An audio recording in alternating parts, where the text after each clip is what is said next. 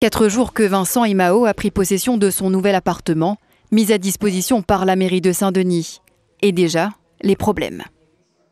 Le robinet ne fonctionne pas, mais l'eau est cool.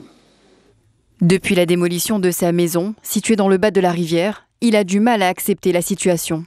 Le plus dur, c'est avoir vu la maison détruite et surtout de réaliser que même pas la rivière était rache ma maison, quoi, parce que les 2 tractopelles n'ont pas réussi à la casser. Donc elle était très, très solide, ma maison. Et elle a brisé mon cœur, vraiment en plus. Il a décidé de faire appel à un collectif pour être entendu. Ce que nous dénonçons, c'est la façon de faire de la municipalité qui a engagé une procédure de démolition de 3 habitations, de 3 familles, sans respecter le préavis de l'arrêté municipal. Donc M. Imao avait 2 mois pour pouvoir contester cette décision de la municipalité. Pourtant, selon la loi Letchimy, maire ou préfet a l'obligation de faire évacuer et détruire des locaux en cas de danger imminent. Il s'agit bien d'un danger prouvé par des scientifiques.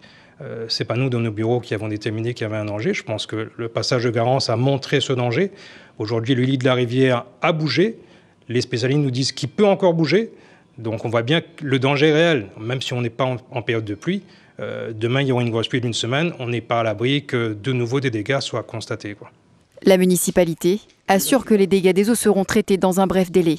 Il nous a signalé, on a eu un signalement comme quoi il y avait une fuite d'eau dans le logement. Donc on va se retourner vers le bailleur pour qu'il y ait une intervention technique rapide pour que cette fuite soit arrêtée très rapidement. D'autres familles volontaires de la colline, moins menacées dans l'immédiat, sont aujourd'hui en attente de relogement.